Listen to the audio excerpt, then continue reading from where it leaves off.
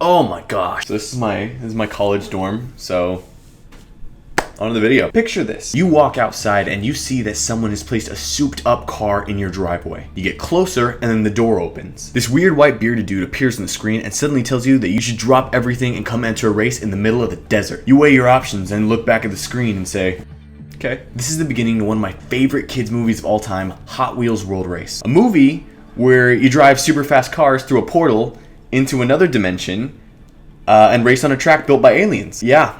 I know. But does this all come together to make an amazing movie that's loved by everyone who's ever touched a car and is inspiring to generations after the fact? No. Stay tuned for the rest of the video because here's why Hot Wheels Road Race doesn't make any sense.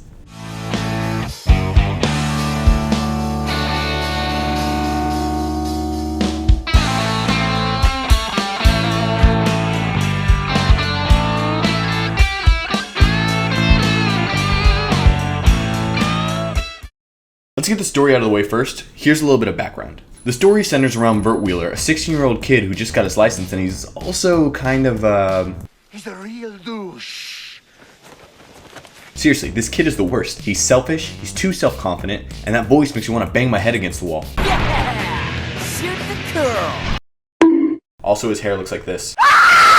That is the most 2000s thing I've ever seen. Also, side note, his dad's in the military, so he's frequently left alone. This is put in the story purely so he doesn't have to answer to his dad or worry about anything. So he walks outside, seeing the Dior 2 in his driveway. An old white guy that claims he's a scientist that's gonna give him the ultimate race that he's always wanted, tells him to meet him at a secluded location in the middle of the desert. This movie could have ended very differently. Anyways, he meets up with a bunch of drivers, they test out the cars, enter the dimension, and start racing in a bunch of ways that physically don't make any sense. They finish the race where a driver named Kurt Wilde, who totally isn't a spy for an evil robot army. Peekaboo! Yes, I see you, fat man. Where's Kurt Wilde? Where did you go? Oh, this is impossible. Well, I can hear you, but I can't see. Really must really be gone. Peekaboo! Ah! Wins the first leg. Tesla tells the drivers the world race has a wheel of power at the end. The drivers then pick new members to enter their teams and they keep racing. Kadeem teaches Bert he's a jerk, Bert finds the wheel of power, the whole facility gets attacked by robots, the drivers commit vehicular manslaughter, they put the wheel back, Bert gets grounded, and they all live happily ever after. Until the next movie anyway. I swear, that's the real plot. I didn't make up a single bit of that. Anyways, now that the story's out of the way, let's get to probably one of the biggest problems I have with this movie, as much as I love it. The cars. I know that there's a whole thing about interdimensional race car driving that doesn't make sense, but I feel like, you know, everyone's gonna think I'm gonna talk about that. And I don't think I will though, because then this video would take way too long. So yeah, let's just focus on the physics of the cars first. First off, these are track cars that routinely reach 300 miles per hour, which somehow opens up a portal to a different dimension. I honestly think that just means the writers didn't even think that planes travel at that speed. I have no clue why they decided to mark it at 300 miles per hour. I guess maybe so the car seemed reasonably fast because everything else in this movie is rooted in reality, of course. Keep in mind that the 300 mile per hour mark was only recently broken by Bugatti in 2019. This movie takes place in 2003. This record took some very specific aerodynamic additions and other mods in order to make this possible. So no, to answer your question, you cannot make a Chevy Nomad reliably go 300 miles per hour without doing some aero work, which obviously Tesla has not done. Air would just catch under the car and send it flying into God knows where. I'm serious, Dodge had a problem with the Charger doing this at 200 miles per hour in NASCAR, which forced them to do a little bit of aero work in order to create the Dodge Charger Daytona, aka the best muscle car in the world.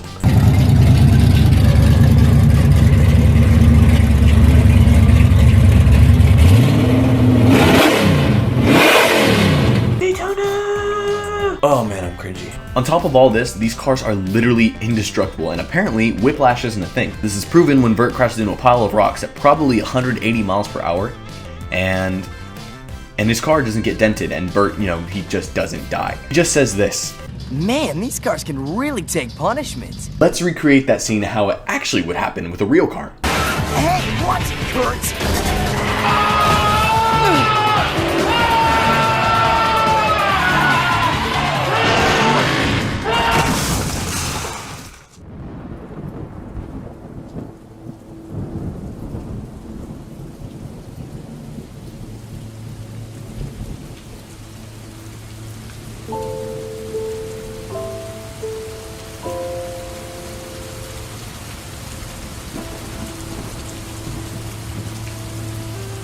This isn't the only time this kind of stuff happens either, so it's not just luck. As the drivers go through many many crashes that should be considered fatal in the real world.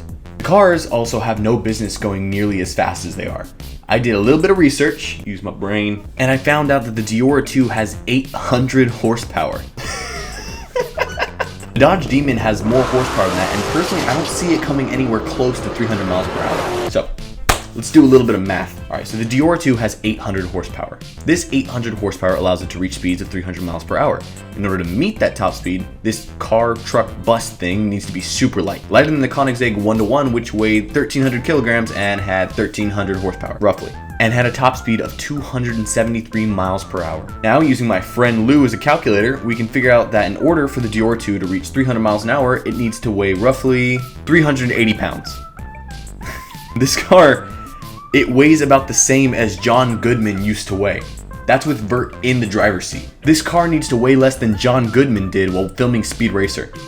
That doesn't make any sense. Also, congrats to John Goodman for losing all the weight. I know you're probably never gonna see this because I'm a YouTuber with 72 subscribers, but proud of you, Pops. 380 pounds with the driver. And sure, you could change it up and say, yeah, but they use nitrox too. That makes them reach 300 miles per hour, not the engine. Well, you're right. They do use nitrox too, and that's what kicks them over to 300 miles per hour. But don't you worry. We did the math for that too. Say the Diora 2 weighed 1,500 pounds. Super light still, but feasible with all the tech that Dr. Tesla had at his disposal. Disposal. In order for a 1,500 pound car to go that fast, it'd need about 3,160 horsepower total. That means that Nitrox 2 would have to be jetting out a 2,360 horsepower shot of nitrox, which would just... I don't care how strong you built your engine, your engine's gonna blow up. So yeah, that's pretty much all I got to say about the cars. It's just... What? We haven't even gotten to the dimensions, and none of it makes any sense. Also, want to remind you guys, if you like the video, please leave a subscribe, leave a like, anything, that'll get the YouTube algorithm moving. I love making these videos, and, I'd really hope that you guys enjoy them too. Let's get to the next part, Dr. Tesla. Tesla's a scientist that works for the Scrim Corporation, which is only mentioned once in the entirety of the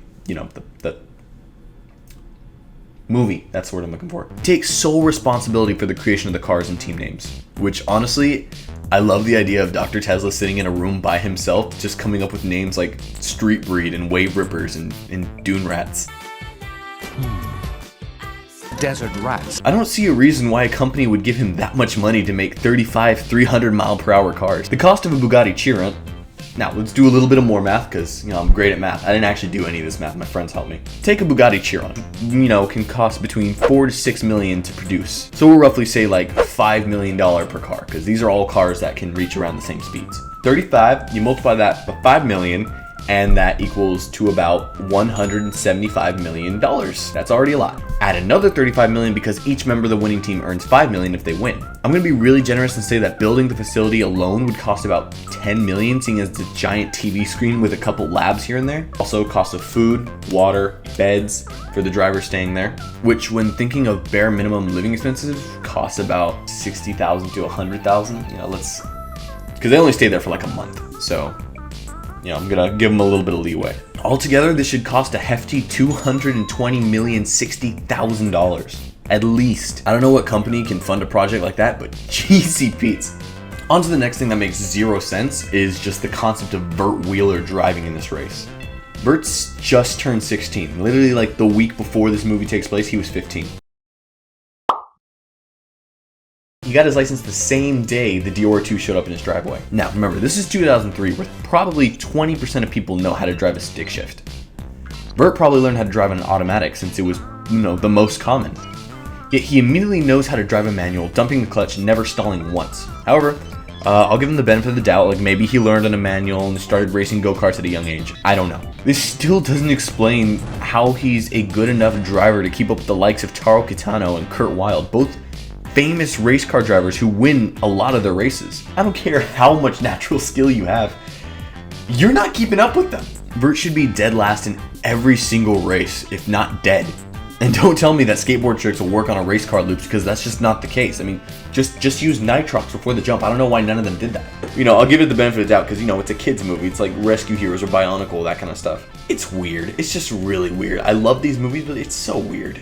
It's also full of really cheesy one-liners, so there is that. Alright, that's all I got for today. I just really wanted to go on a rant about one of my favorite movies from my childhood. As much as I laid into it on this video, I love this movie, and honestly, the community out there is really still alive. It's actually how I got back into it. You know, I was going around YouTube, I saw this guy had completely remastered the movies in 1080p, 60 FPS, and full widescreen film format.